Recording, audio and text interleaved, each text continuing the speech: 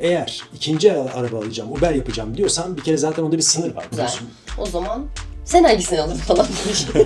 Yok. Tamam biz galeriden aldık. Bir de zaten burada araba alıp satmak da kolay ya. Evet, yani kolay. Türkiye'deki gibi öyle işte notere gidiyorsun, Notere üstüne gidiyorsun, alıyorsun falan öyle muhabbetler olmadığı için. Araba alabilir miyim, bulabilir miyim diye düşünmeyin.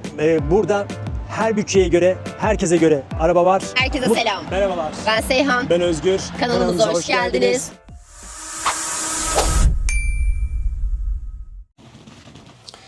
Şimdi tabii burada Uber ilk geldiğin zaman en kurtarıcı işlerden bir tanesi Uber ve Lyft.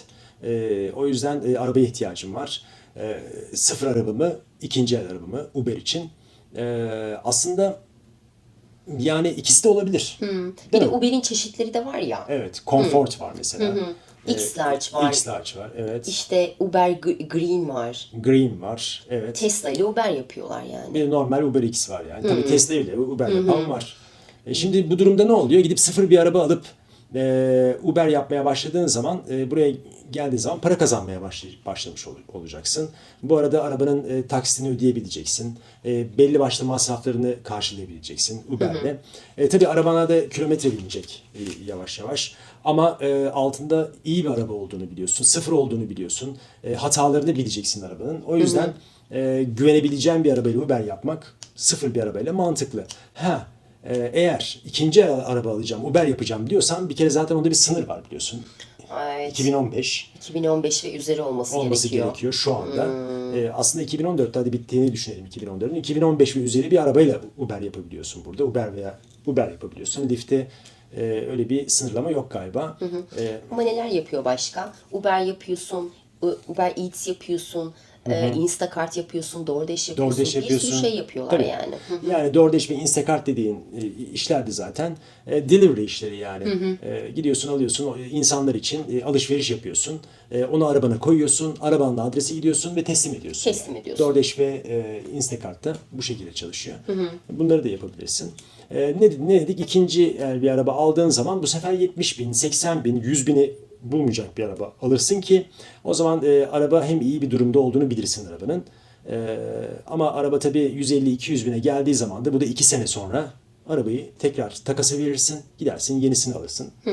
Bu şekilde yapabilirsin yani. Bir de zaten burada araba alıp satmak da kolay ya. Evet, yani kolay. Türkiye'deki gibi öyle işte notere gidiyorsun, üstüne alıyorsun falan öyle muhabbetler olmadığı için insanlar çok kolay hadi aldım verdim satıyorlar yani arabalarını alıyorlar tabii. Değil mi? Tabii bir şeyin var zaten. Ruhsatın var. Onu imza aldığın zaman arabayı satmış oluyorsun yani.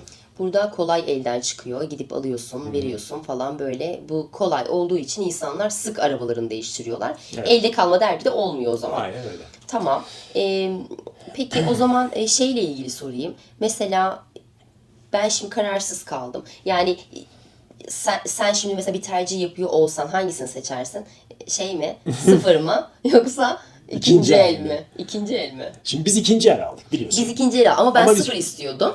Ben sıfır istiyordum. Ben RAV4, Toyota RAV4 hibrit istiyordum. Olmadı. Yani yapacak bir şey yok. 6-7 ay sıra beklemen gerekiyor arabayı alman için. Onda sıra bekliyorsun yani. Çünkü araba çok talep olduğu için Japon arabalarından. Dünyada en çok satılan arabalardan bir tanesi de belki de bir numarası Toyota RAV4. Toyota zaten en çok satılan arabalardan. Burada da öyle. O zaman hadi bir tercihini yap. Tercihimi yapayım.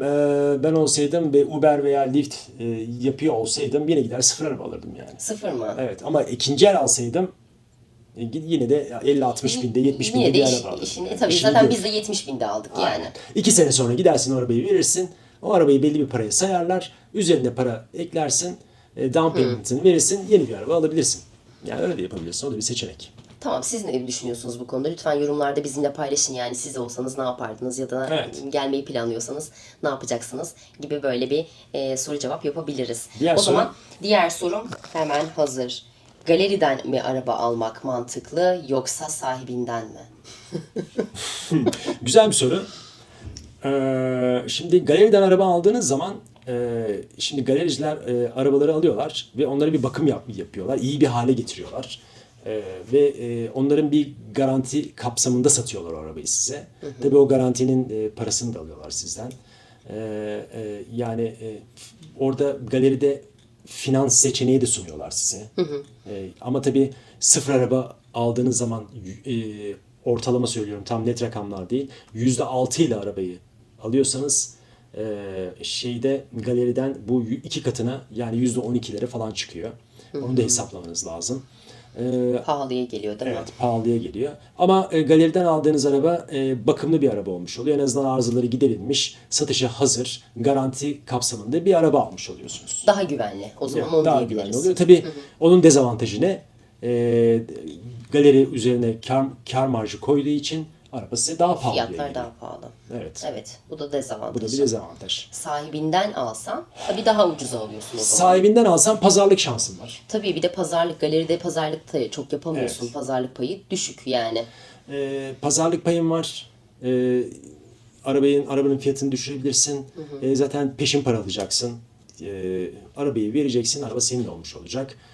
Yani eziz dedikleri, arabayı aldın, eğer bir hatası, bir kusuru varsa o artık sana ait oluyor. O yüzden sahibinden aldığınız zaman arabayı galeriden de alsanız, gerçi galeriler Carfax bu şeyi veriyorlar. Yani bir Safety belgesini. safety belgesi ayrı. Safety belgesini zaten o zorunlu, yani onu vermek zorundalar. Yani hem sahibinden hem galeriden alsanız da bir safety belgesi, yani arabanın aksamları, yani güvenli mi belgesi o, yani o zorunlu bir belge.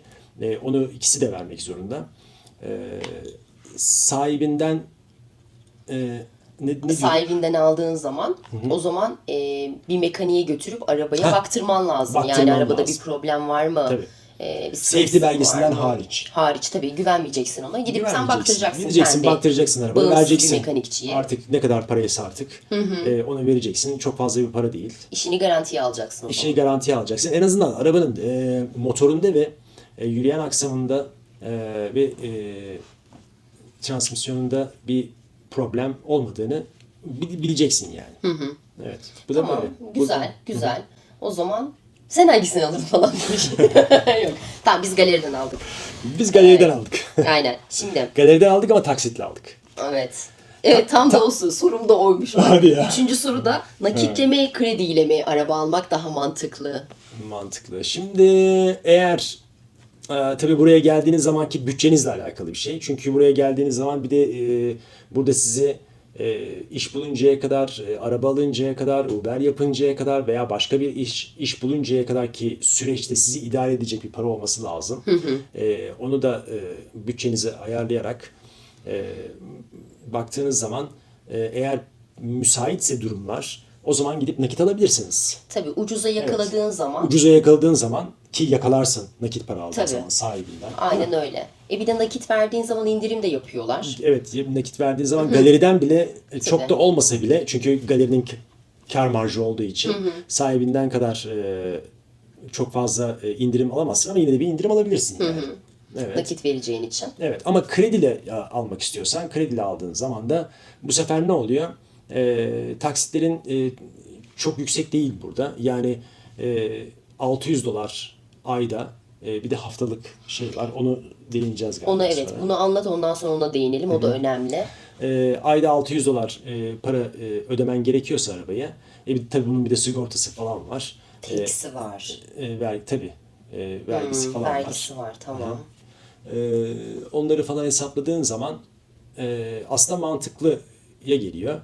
Çünkü Uber yapıp o parayı karşılayabiliyorsan, taksitleri ödeyebiliyorsan, uzun vadede, tabii çok uzun vadede değil, 4 sene, 5 senede veya 3 senede arabayı taksitle almak da mantıklı bir seçenek. Evet, en baş için yani nakit cebindeki parayı tüketmeden, onu elinde tutarak taksitle arabanın sahibi oluyorsun. Evet. Yani mantıklı, güzel. Evet.